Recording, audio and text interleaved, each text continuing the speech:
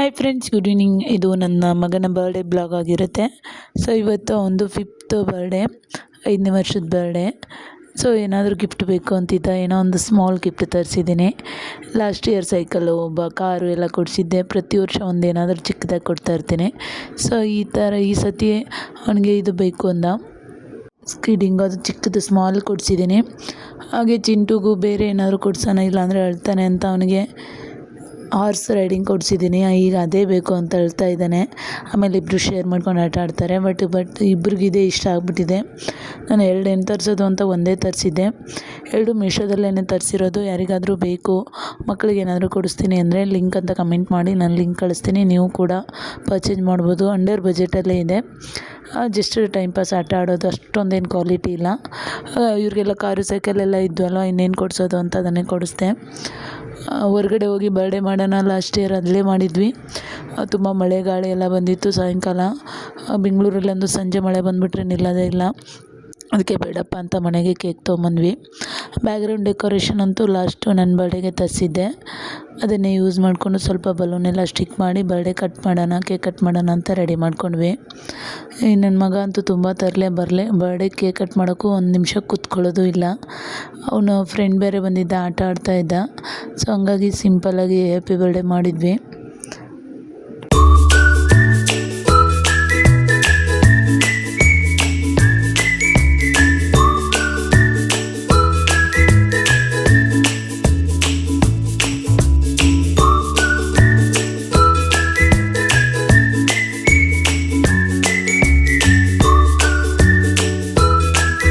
Cake ಕಟ್ಟಿಂಗೆಲ್ಲ ಮನೆಯಲ್ಲೇ ಮಾಡಿದ್ವಿ. ಹಾಗಾಗಿ ಡಿನ್ನರ್ ಕೂಡ ಮನೆಯಲ್ಲೇ ರೆಡಿ ಮಾಡ್ತಾಯಿದ್ದೀವಿ.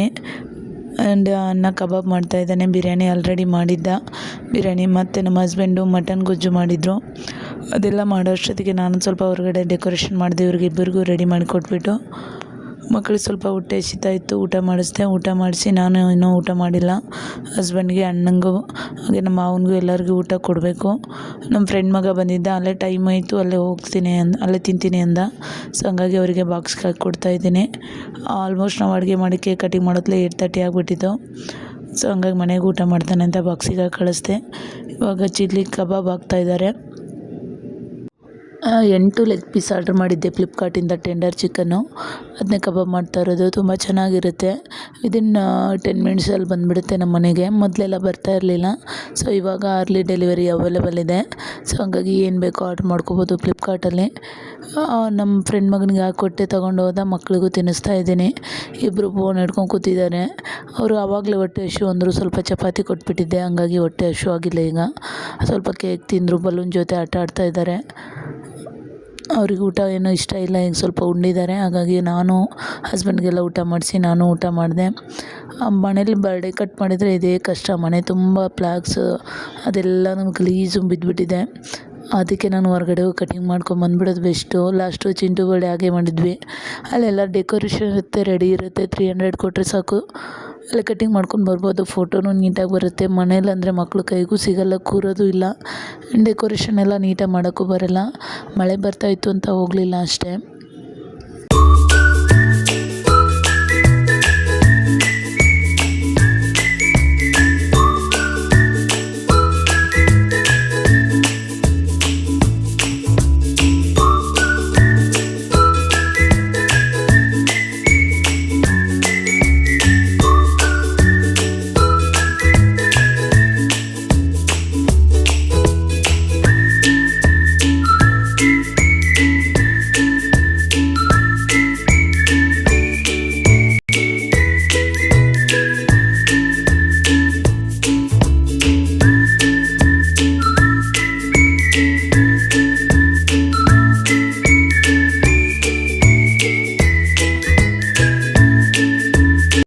ಅರ್ಧಂಬರ್ಧ ಮನೆ ಕ್ಲೀನ್ ಮಾಡಿಬಿಟ್ಟು ಸುಸ್ತಾಯಿತು, ಮಲಗಿದ್ದೆ. ಮತ್ತು ಬೆಳಗ್ಗೆ ಎದ್ದು ನಾನೇ ಕ್ಲೀನ್ ಮಾಡಬೇಕು. ಸೊ ಎಲ್ಲ ಮತ್ತೆ ಮನೆ ಕ್ಲೀನ್ ಮಾಡಿದೆ ಒಂದ್ಸಗೇನು. ಬಿರಿಯಾನಿ ಕೂಡ ಜಾಸ್ತಿ ಮಿಕ್ಕಿತ್ತು, ಅದೇ ಆಗುತ್ತೆ. ಆ್ಯಂಡ್ ಚಿಕನ್ ಗೊಜ್ಜು, ಮಟನ್ ಗೊಜ್ಜು ಇದೆ, ಚಿಕನ್ ಕಬಾಬು ಇದೆ. ಮಟನ್ ಗೊಜ್ಜಿಗೆ ಅಕ್ಕಿ ರೊಟ್ಟಿ ಹಾಕ್ಬಿಡ್ತೀನಿ.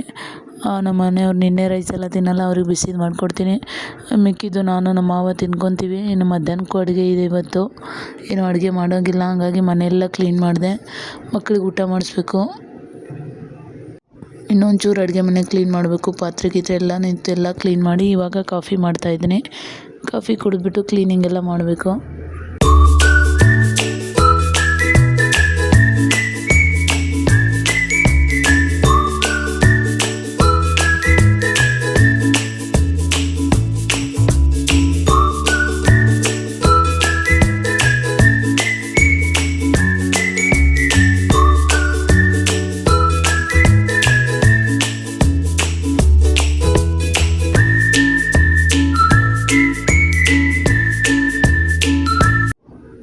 ಎಲ್ಲ ಕ್ಲೀನಿಂಗ್ ಮಾಡಿ ಟಿಫನ್ ಮಾಡಿ ಸ್ನಾನ ಮಾಡ್ಕೊಂಡು ಬಂದೆ.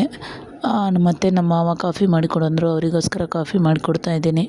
ಸೊ ಇವತ್ತಿನ ಬ್ಲಾಗ್ ಇಲ್ಲಿಗೆ ಏನು ಮಾಡ್ತಾಯಿದ್ದೀನಿ ಫ್ರೆಂಡ್ಸ್. ಯಾರೆಲ್ಲ ನನ್ನ ಚಾನಲ್ನ ಸಬ್ಸ್ಕ್ರೈಬ್ ಮಾಡಿಲ್ಲ ಸಬ್ಸ್ಕ್ರೈಬ್ ಮಾಡಿಬಿಟ್ಟು ವಾಚ್ ಮಾಡಿ.